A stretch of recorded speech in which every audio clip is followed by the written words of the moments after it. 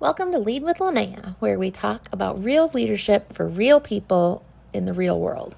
I'm Linnea Rader, and I've spent 2 decades in public service leadership. From accounting to my current role as the Director of Finance and Human Resources, I've seen pretty much everything. The spectacular successes, the painful failures, and everything in between that makes leadership both challenging and incredibly rewarding. Here's the thing.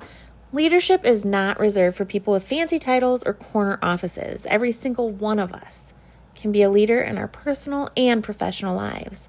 Whether you're managing a team of 50 or just trying to figure out how to navigate office politics, whether you're a frontline worker or sitting around a boardroom table, leadership skills matter. My approach? I skip the fluff and get straight to what really works. You won't find theoretical frameworks or feel-good platitudes here. Instead, you'll get practical, tested strategies from someone who's been in the trenches, made the mistakes, and learned the hard lessons so that you don't have to. Through Lead with Linnea, I provide leadership development training and coaching because I'm passionate about helping people discover their authentic leadership potential. And honestly, some days you need to laugh to keep from crying, and some days you just need someone to tell you the truth about what leadership really looks like. So whether you're listening while you commute, taking a walk, or just need someone to remind you that you've got this, I'm here for you.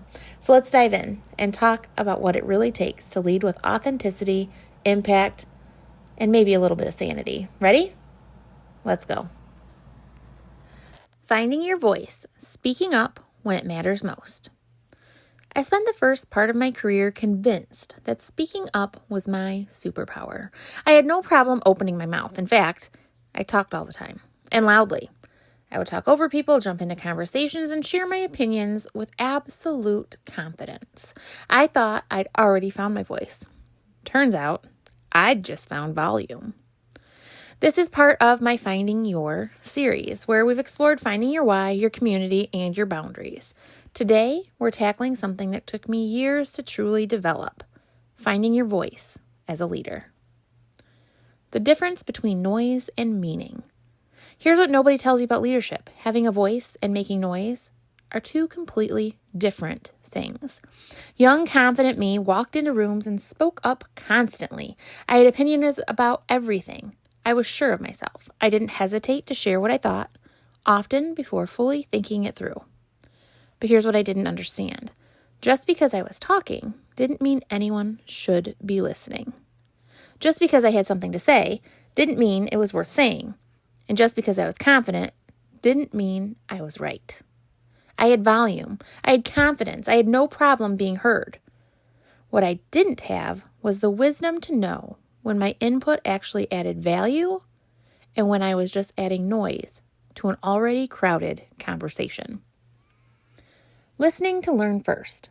The turning point came when I realized something uncomfortable. I was so busy talking that I wasn't actually listening. I'd interrupt people mid-sentence because I was excited about my idea. I'd formulate my response while they were still speaking, instead of actually hearing what they had to say. I'd jump in with solutions before I fully understood the problem. I thought I was being engaged and contributing. Really? I was being exhausting. Finding my professional voice started with learning to shut up, to listen completely before speaking, to ask questions instead of immediately offering opinions, to sit with information long enough to actually understand it before responding. It was really hard. Really hard. Staying quiet when I had something to say felt physically uncomfortable, but it was necessary. When confidence becomes arrogance. Looking back, I was pretty arrogant and annoying. I was convinced I had valuable insights to share, and sometimes I did. But I hadn't yet learned to distinguish between the times when my input would genuinely help and the times I was just talking to hear myself talk. That arrogance cost me. People started tuning me out because they knew I'd always have something to say, regardless of whether I actually knew what I was talking about. My constant input became background noise instead of meaningful contribution. The leaders I respected most weren't the loudest people in the room. They were the ones who spoke strategically, who asked thoughtful questions, who listened more than they talked, who, when they did speak, said something worth listening to. I wanted to be that kind of leader. but I had to get over myself first. The professional voice. Finding your professional voice isn't about learning to speak up if you're naturally quiet. For people like me, it's learning to speak up strategically, meaningfully, and at the right times. It's about developing the judgment to know when your input adds value and when it's just adding noise, when to ask questions and when to offer solutions, when to push back and when to support someone else's direction, and when to lead the conversation and when to let others take the floor. My professional voice emerged not when I learned to talk more, but when I learned to talk better, to make my words count, to contribute in ways that actually moved conversations and decisions forward. The power of strategic silence. One of the most powerful things I learned. Sometimes the best contribution you can make is staying quiet and letting someone else speak. When you're constantly jumping in, you prevent others from contributing. You dominate discussions that need diverse input. You create an environment where people stop sharing because they know you're going to talk over them anyways. Strategic silence creates space. It gives others permission to contribute. It allows better ideas than yours to surface. And it shows respect for other people's expertise and perspective. Now, I consciously practice staying quiet in meetings. I wait. I listen. I let others contribute first. And you know what? Often, someone else says exactly what I was thinking, or says something even better, or raises a perspective I hadn't considered. The room doesn't need me to fill every silence. It needs me to create space for the best ideas to emerge, regardless of whose mouth they come from. When your voice actually matters. Here's what I've learned about when speaking up actually matters. When you have information others don't have. If you're the only one who knows something relevant to the decision, speak up. Your silence in that moment isn't humble, it's negligent. When you see a potential problem others are missing. Sometimes your role is to be the voice of caution or to ask the uncomfortable questions. Do it respectfully, but do it. When you're advocating for your team needs you to speak up in rooms they are not in. This is where your voice is critical, and staying silent would be failing them. And when silence could be interpreted as agreement. If you fundamentally disagree with a direction and your silence might be seen as support, you need to speak up, even if it's uncomfortable. But speaking up just to be heard, just to prove you're engaged, just because you always have something to say, that's noise, not leadership. The translation challenge. Part of finding your professional voice is learning to communicate effectively across different levels of your organization. You need to be fluent in multiple languages, technical language for your professional staff, budget language for financial decisions, political language for elected or appointed officials, plain language for public communications, legal language for compliance and risk management. The same issue requires different communication approaches depending on your audience. When explaining a budget shortfall to your crew, you focus on how it impacts their day-to-day work. When briefing your board, you emphasize fiscal responsibility and long-term sustainability. When talking to residents, you translate it into terms that connect to their experience. This is not about being fake or manipulative. It's about being effective. Your voice needs to adapt to your audience without losing its core authenticity. Learning from being wrong.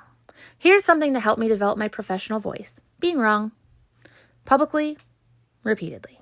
When you talk as much as I did early in my career, you're going to be wrong sometimes. A lot of time, actually. And that's humbling. Getting things wrong taught me to think before speaking instead of speaking while thinking. Ask questions to test my assumptions before presenting them as facts. Be willing to say I was wrong or I hadn't considered that.